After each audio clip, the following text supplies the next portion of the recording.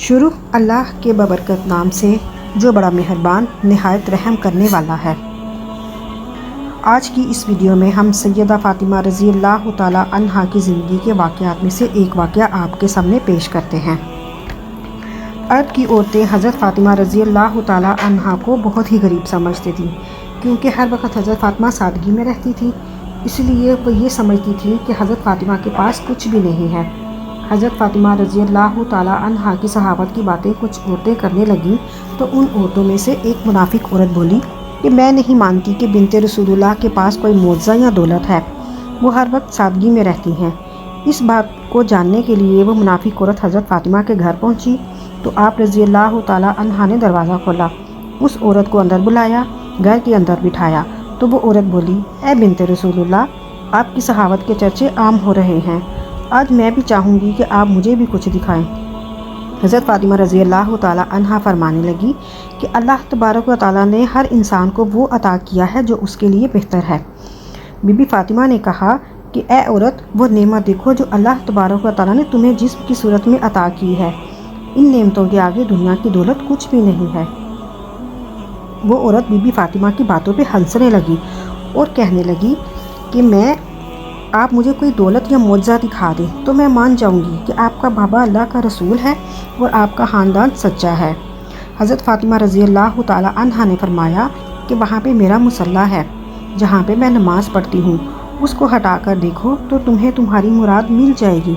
وہ عورت جیسے ہی سیدہ فاطمہ رضی اللہ تعالیٰ عنہا کے حجرے میں پہنچی، ان کا مصلی ہٹا کر دیکھا تو وہ یہ دیکھ کر دنگ رہ گئی کہ مصلی کے نیچے لا تعداد خزانہ پڑا ہوا تھا، ہیرے جواہرات اور کافی سارا سونا تھا، جو وہ دیکھ کر حیران ہو گئی۔ وہ جیسے ہی جواہرات نکالتی، وہ مال ویسے کا ویسا وہیں پڑا رہتا۔ وہ عورت جیسے ہی بی بی فاطمہ رضی اللہ تعالیٰ عنہا کے پاس آئی تو بی بی فاطمہ اس عورت کو دیکھ کر مسکرانے لگی۔ وہ عورت بی بی فاطمہ کو بہت ہی حیرت سے دیکھنے لگی۔ وہ عورت آپ رضی اللہ تعالیٰ عنہا سے کہنے لگی کہ میں تو یہ سوچتی تھی کہ آپ کے پاس دنیاوی دولت نہیں ہے، تبھی آپ سادگی میں رہتی ہیں۔ تو بی بی فاطمہ فرمانے لگی کہ اللہ تبارک نے دنیا کے تمام خزانے اہل بیت کے قدم مبارک میں رکھ دیے ہیں، اور اللہ کی مرضی یہ ہے کہ ہم سادگی میں رہیں تاکہ کوئی بھی شخص سادگی اختیار کرنے میں کوئی شرم محسوس نہ کرے۔ حضرت فاطمہ رضی اللہ تعالیٰ عنہا فرمانے لگی کہ اس دنیاوی دولت کا تو آخرت میں سخت حساب دینا پڑے گا۔ جیسے ہی اس عورت نے آپ کا معجزہ دیکھا تو وہ قدموں میں گر پڑی اور عورت رو رو کر کہنے لگی کہ اے رسول اللہ کی پیاری بیٹی، مجھے معاف کر دیجئے، آپ کا بابا اللہ تبارک و تعالیٰ کا سچا رسول ہے۔ میں اس بات کو تسلیم کرتی ہوں کہ آپ کا گھر اور آپ اللہ کے بہت قریب ہیں، اور آج میں بھی اسلام قبول کرتی ہوں۔ سلام ہو رسول اللہ صلی اللہ علیہ وآلہ وسلم کی بیٹی کی صحابت پر کہ جس کو دیکھ کر کفار بھی مسلمان ہو جاتے تھے۔ بی بی فاطمہ کے پاس جو کچھ بھی تھا وہ آپ نے اللہ کی راہ میں دے دیا تھا اور اپنے پاس کچھ بھی نہیں رکھا تھا۔